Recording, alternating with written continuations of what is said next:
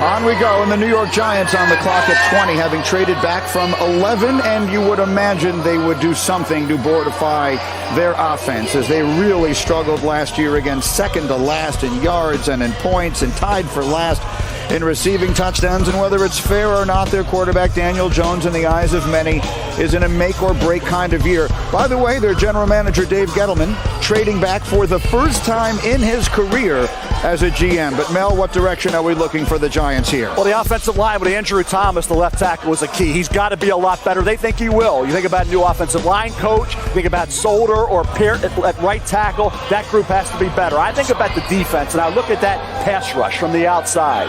And who's available by trading down? It's Kwity Paye, defensive end from Michigan. Freakish talent. The production sack-wise wasn't necessarily what you always wanted, but in certain games during his career, he was dynamic. Go back to the Minnesota game this year, fourth quarter. He took it over. Kwity Paye's got a ton of talent, plays ferocious. I like the kid. You know, I like him also, Mel. Here's what I would say. Patrick Graham's defense was pretty good last year. Okay, are you going to add Kwity Paye, or do you continue to support the young quarterback? Is Daniel Jones the guy? Are we going to find that out? Maybe a guy, maybe a little high, maybe like Elijah Moore.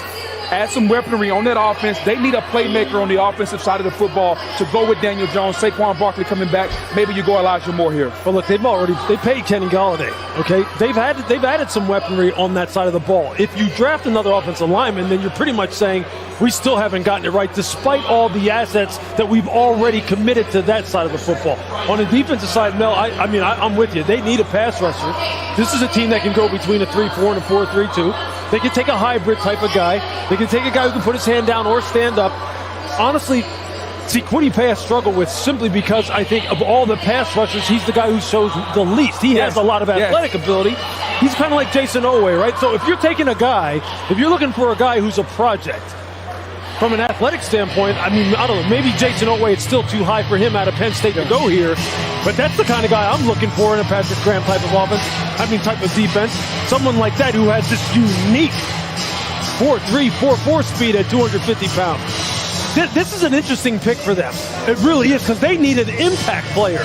I don't care where it is. Dave Gettleman needs an impact player. You don't trade down to this spot to get an impact player. So this is kind of a roll the dice for them, but it's got to be someone who can help them win games, because as ownership said in the last press conference that they had, I do not want to sit up here and explain why we didn't meet expectations again.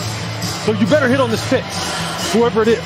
Yeah, there's heat on the general manager, certainly. The fans have been letting the Giants hear it, there's no question. And again, fair or not, and I guess I'd ask that quickly as we have a moment, is it fair to approach this season as a make-or-break season for Daniel Jones?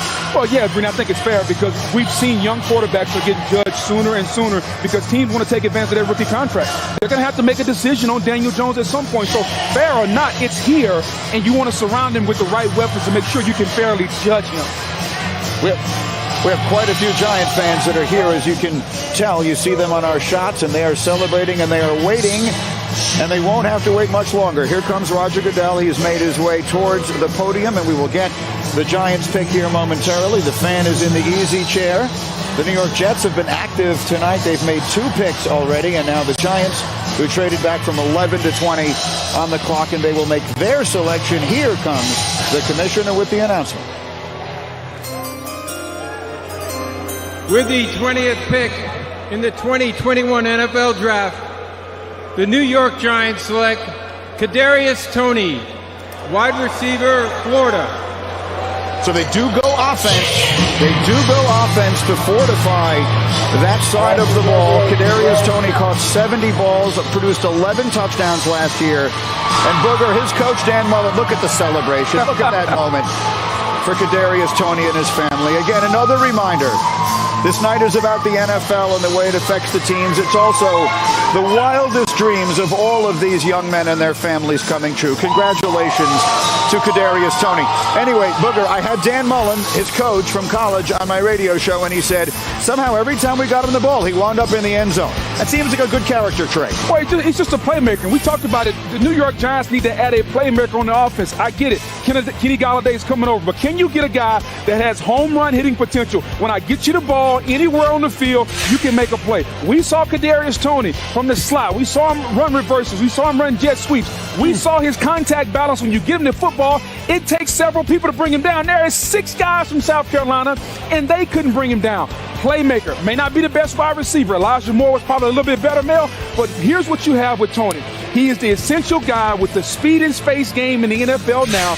He is a playmaker, get the ball in his hands. I like the pick for Gettleman. One thing about him, he's a super tough kid. He's an aggressive runner. I mean, he takes on people. The durability is something he needs to live to fight another day. Get out of bounds, slide down. Don't always act like you have to be Earl Campbell with the ball in your hands. Right. You don't have to stampede people, run over people. You're only 5'11 and a half, 193. He plays, and he thinks he's a lot bigger than that. And that's the issue, is staying on the field. Kadarius Toney is a weapon. What did Nick Saban say? I got to stop 1 and 84.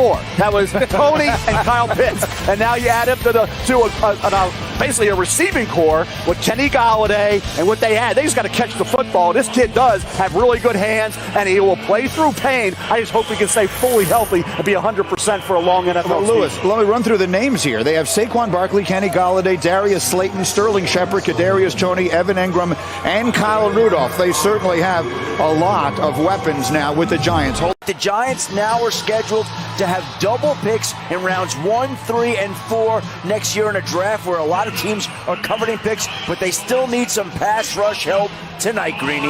All right, so we'll see if that's the direction that they choose to go. I see we're about to get the pick here. Darius Slayton is making his way up to announce the pick for the G-Men. With the 50th pick in the 2021 NFL Draft, the New York Giants select Azeez Ojulari, linebacker, Georgia. Booger just calmly nods his ascent. 8.5 sacks and 3 forced fumbles for the Bulldogs in 2020. Grew up in Marietta, Georgia. Might have been the most productive edge rusher in the country last year, Booger. What do you think?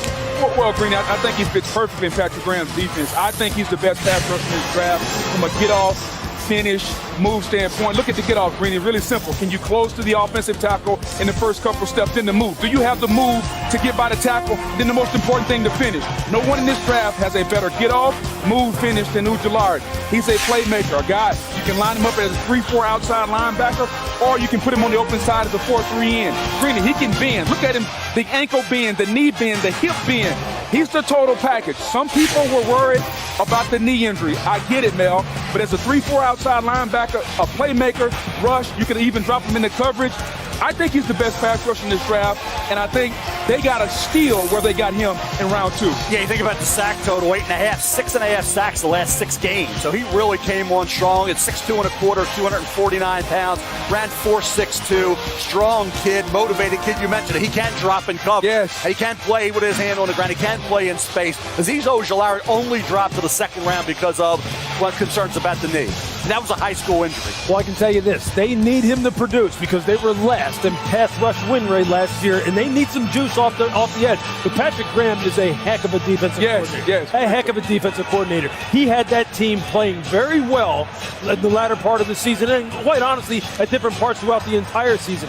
Azeez is going to have to produce for them. They have not been able to get the juice off the edge that they need. And you know, in the NFC, at some point in time, if you want to be a contender, you have to sack the quarterbacks in that conference, and they haven't been able to do that. Azeez is going to have to produce.